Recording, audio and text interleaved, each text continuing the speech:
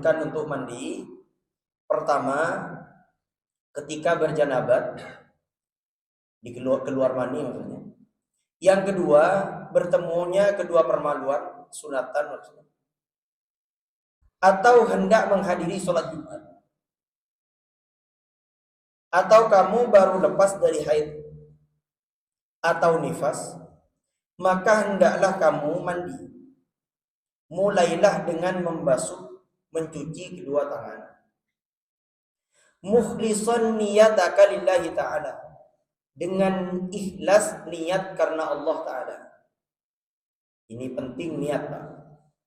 Jadi niat itu yang penting karena Allah. Kalau yang dibaca oleh saudara-saudara kita misalnya, nawaitul wusla li raf'il hadasil akbari misalnya, saya niat mandi besar.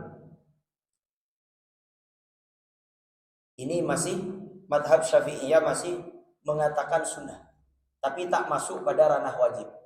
Tetapi sebagian ulama yang lain tidak usah mengucapkan kalimat itu. Silahkan dipilih, mau pilih yang mana. Tapi yang jelas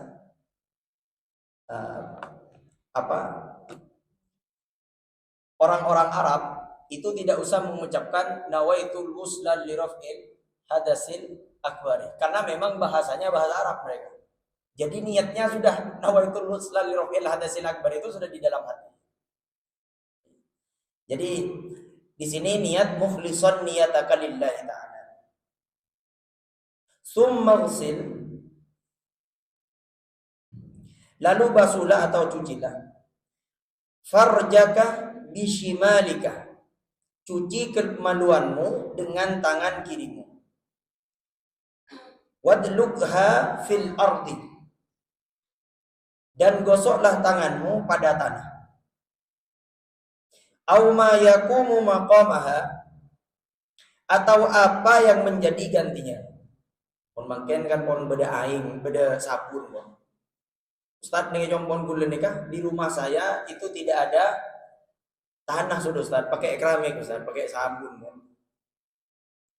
Summa tawaddo, ini mohon diperhatikan urutannya Pak. Ini biar mandi kita sempurna. Nanti saya simpulkan mandi yang sah, tapi ini mandi yang sempurna. Jadi dimulai dari membasuh tangan tadi, kemudian niat karena Allah Subhanahu wa taala, kemudian membasuh kemaluan dengan tangan kiri. Summa tawaddo, kemudian berwudulah. Kama taqaddama, sebagai yang tersebut yang kemarin itu yang sudah saya jelaskan. Summa khudhil ma'ah, kemudian ambillah air. Wadkhil asabi'aka, dan masukkanlah jari-jarimu. Fi usulis sya'ri, pada pokok rambut. Bi syai'in minat tibi, dengan sedikit wangi-wangian. Jadi dianjurkan ketika sudah selesai wudhu seperti di atas Pak, perhatikan ya, ini jangan salah urut. Karena di wudhu di atas itu kan diterangkan diusap ke semua kepala Pak ya. Baik. Jadi kalau sudah wudhu sempurna, baru sebelum mulai itu tangan ini ngambil wewangian minat tibi, dari wewangian terserah apa saja wangiannya. Kemudian dimasukkan ke kepala. Ini setelah wudhu ya, urutannya setelah wudhu. Tapi sedikit, coba kapan nih. Kemudian ba'da naqdihi, sesudah dilepaskan rambutnya. Orang bini kan diikatkan rambutnya. Wabda bisyikil aimani, dan mulailah pada sisi yang kanan. Mulai dari yang kanan. Summa afril ma'a ala ra'sika salasan, lalu tuangkan air ke atas kepalamu 3 kali. Lalu ratakanlah atas badanmu semuanya. Paham ya? Dituangkan ke atas kepala 3 kali, lalu ratakan ke seluruh tubuh. Summa afidil ma'a ala sa'iri jasadika.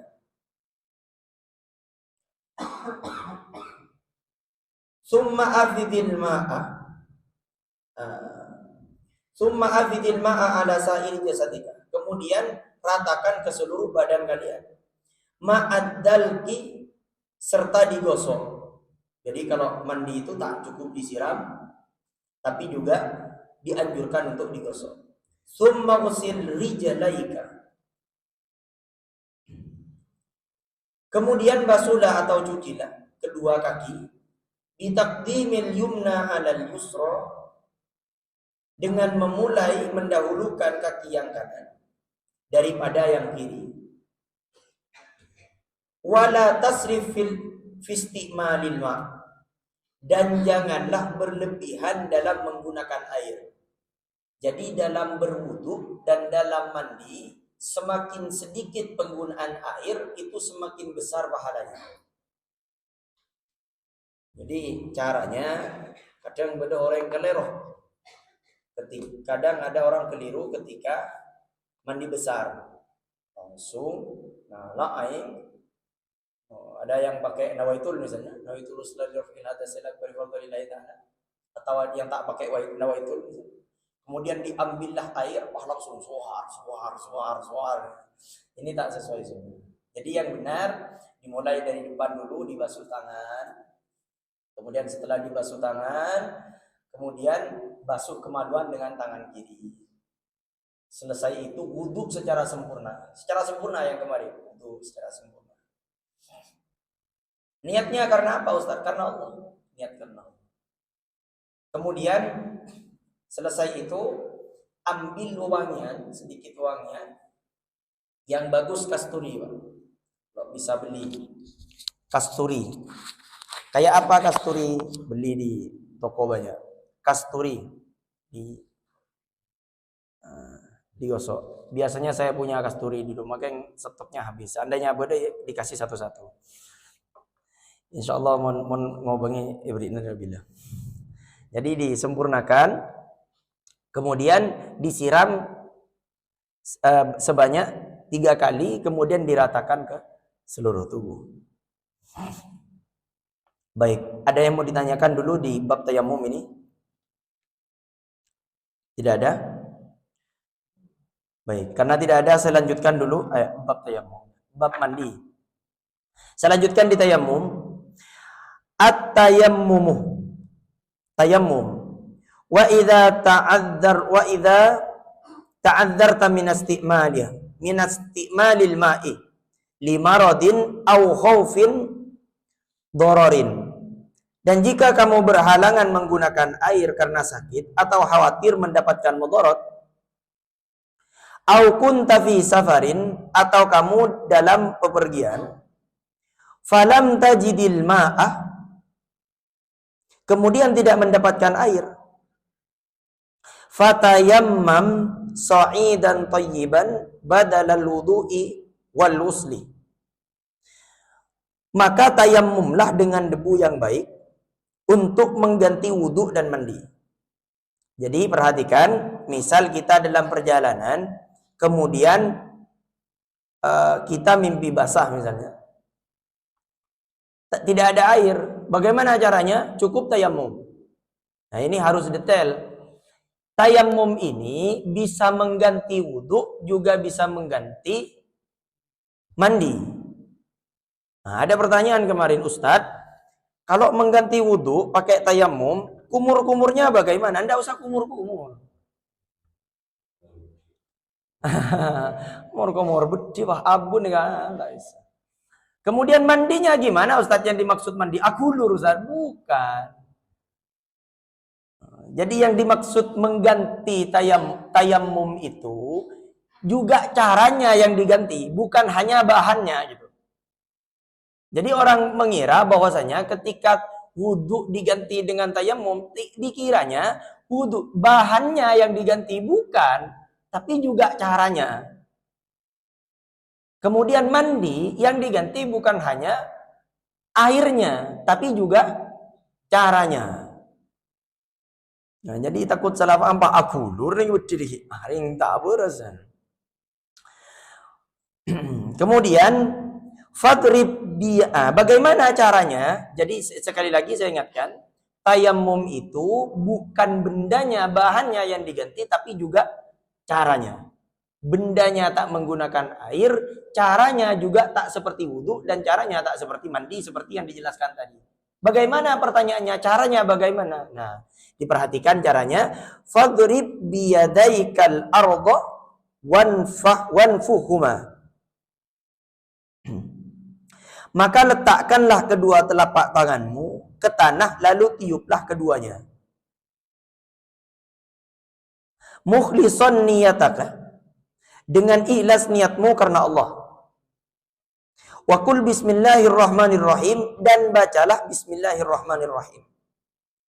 Summamsah bihima, kemudian usaplah dengan kedua tanganmu. Wajhaka wa kaffaika, pada mukamu dan kedua telapak tanganmu. Wa mata amkanaka, dan apabila kamu mendapatkan istimalul ma'i, dapat menggunakan air, faltatahhar bihi, maka bersucilah dengan air itu. Jadi kalau sudah misalnya berdaing, maka harus pakai air. Maksudnya harus wudhu sudah. Baik, mohon diperhatikan caranya. Yang pertama, pukulkan tangan ke tanah atau ke debu. Kemudian bukan tanah liat ya, harus kering. Nah, takut apa deki ocen misalnya Pak, maknya man gendengnya man, ocen berarti berdaing. Nah, jadi pakai tanah dipukulkan, kemudian niat karena Allah. Niat itu fil qalbi, Pak. Ya sudah. Ketika sampean mukul tanah kan tak kira wudu kan, pakai tayammum kan. Ya sudah, cukup niat itu sudah. Kemudian pukulkan, baca bismillahirrahmanirrahim, kemudian usap pukulkan, kemudian ditiup, takut banyak dulu nanti. Mukhlisan niatakan niat karena Allah, kemudian baca bismillahirrahmanirrahim, wamsah bihima wajhaka. Perhatikan caranya. Tayamum yang dibasuh, yang diusap, bukan yang dibasuh ya, tapi yang diusap. Yang diusap hanya wajah dan tangan. Jangan kreatif. Coba mereka kosokon apaan kepi. Orang yang tayamum pak kena pun sokon kepi usap. Baik. Perhatikan, tayamum jadi dipukulkan, misal begini. Ini kan pasti ada debu di sini kan. Dipukulkan, kemudian ditiup. Nah, selesai ditiup, ini diusap, dan begini, perhatikan, terus ke bawah begini. Intinya boleh dengan cara apa saja, boleh ke bawah begini, boleh. Tapi yang jelas tidak boleh diangkat, karena kalau diangkat nanti mustakmal kalau ininya. Jadi jangan diangkat. Diusapkan secara begini, sama seperti wudhu, diusap begini. Batasnya wudhu harus kena semuanya. Nah, kemudian selesai itu, baru kemudian diselesaikan kan, baru begini. Tiup lagi, kemudian begini. Perhatikan Pak caranya. Caranya ya, jangan begini dulu, jangan begini. Kalau begini, maka yang di sini sudah mustakmal karena mariangku ini sudah bersentuh. Jadi ini begini, harus di belakang. Satu, begini. Kemudian diusap ke bawah. Usap begini, perhatikan tangan saya. Diusap begini sampai bawah. Jangan diangkat ya, tidak boleh diangkat. Jadi harus ke bawah begini sampai di sini. Kemudian ininya diputar sama juga begini. Nah, begini. Kemudian kalau wudhu kan begini kemarin. Nah, sekarang ini begini, Pak. Jempol ini kan tadi begini kan? Perhatikan ini, maka ini. Bagian jempol ini tidak kena sama saya tadi. Jadi tayamum harus kena semua. Kalau ada sedikit kulit yang tak kena, maka tak sah tayamumnya. Baik. Tarik ke bawah sampai di sini. Kemudian ini begini, Pak. Diputar. Kemudian begini. Jempol ketemu jempol. Perhatikan jempol saya. Nah, begini. Begini. Jempol ketemu jempol. Paham ya? Kenapa Ustadz? Karena ini mau digunakan juga. Begini. Kemudian begini. Sampai di sini. Diputar juga. Perhatikan. Jangan ininya yang diputar. Kalau ininya yang diputar, balik dikit Pak ceritanya. Tapi tangan ini yang diputar. Seret begini. Kemudian maju ke depan. Kemudian ini disentuh. Nah, ini perhatikan jempol saya. Nah, sudah sah. Cukup sudah. Silahkan sholat. Silahkan digunakan tayamumnya. Nah, nanti praktek sendiri. Mempahit tes kentung situ ngebit kelun ya. Baik, mungkin ada yang mau ditanyakan bab tayamum ini? Tidak ada insyaallah. Baik. Di sini diterangkan bahwasanya tayamum ini tidak ada keterangan 3 kali. Tidak ada salasan, tidak ada 3 kali. Ustadz, berarti kalero mun sia gunakeun sampai 3 kali. Tak kalero, cuman di sini tak diterangkan. Paham ya? Tapi mon pon sobung, tikel mon jangan. Kalau saya itu lebih tikel cek kreatif, ngalak sekalian boy. Cak deng makan ni kasi tada teli le kadang lah si penting tak haram kadang. Si benda teli tak ikalakoh, apa cak sunnah aja. Dia kan tetap orop ni kanya mana. Yang selanjutnya menghilangkan najis, ini penting, Pak. Izalatun najasah. Menghilangkan najis. Wa mata asabatin najasatu ba'da badanika aw thiyabaka. Apabila sebagian dari badanmu, aw thiyabaka atau pakaianmu, aw musallaka atau tempat salatmu, fausilhu anha. Jadi kalau misalnya di tempat kita, di badan kita atau pakaian kita atau tempat sholat kita ada terkena najis, fausilhu anha, hendaklah untuk dibasuh. Bil hatti wal qarsi min damil haidhi. Yang dimaksudnya adalah dengan menggosok dan menghilangkannya kalau itu darah haid. Kalau darah haid maka harus digosok. Kalau ada pakaian terkena darah haid maka harus digosok. Hatta tazila awsafaha min launin warihin wa ta'min bil ma'it tahuri. Sehingga hilanglah sifat-sifatnya dari rupa, bau dan rasanya dengan air yang suci. Jadi yang harus hilang, Mbak, ketika membersihkan najis, yang pertama harus hilang sifat-sifatnya, yaitu dari rupa, bau dan rasa.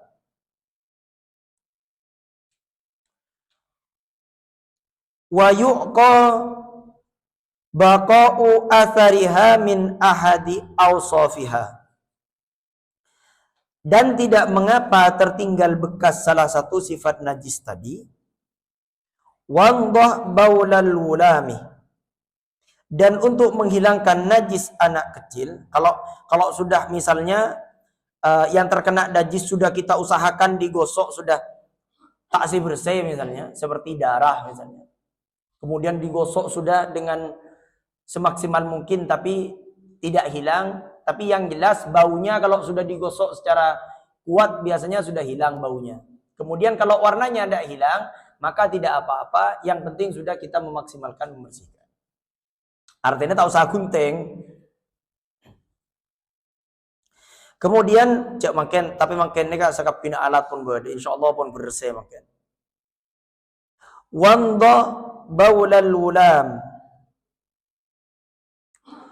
malam yat'am. Dan untuk menghilangkan najis kencing anak laki-laki, perhatikan, ini anak laki-laki, bukan anak perempuan, Pak. Yang masih kecil, yang belum memakan makanan. Wausil min lu'abi kalbin. Tadi, wandah baulal wulami malam yut'am. Jadi untuk membersihkan air kencing bayi yang belum makan, yang belum makan apa-apa, yang hanya ASI ibu, maka cukup memercikkan air sampai basah. Jadi misal nak anak laki, perhatikan, anak laki-laki bukan anak perempuan. Misalnya kencing, jadi cara membersihkannya tidak usah dicuci. Dipercikkan air sampai pecah sudah selesai. Tak najis. Tapi kalau anak perempuan harus dicuci, Pak.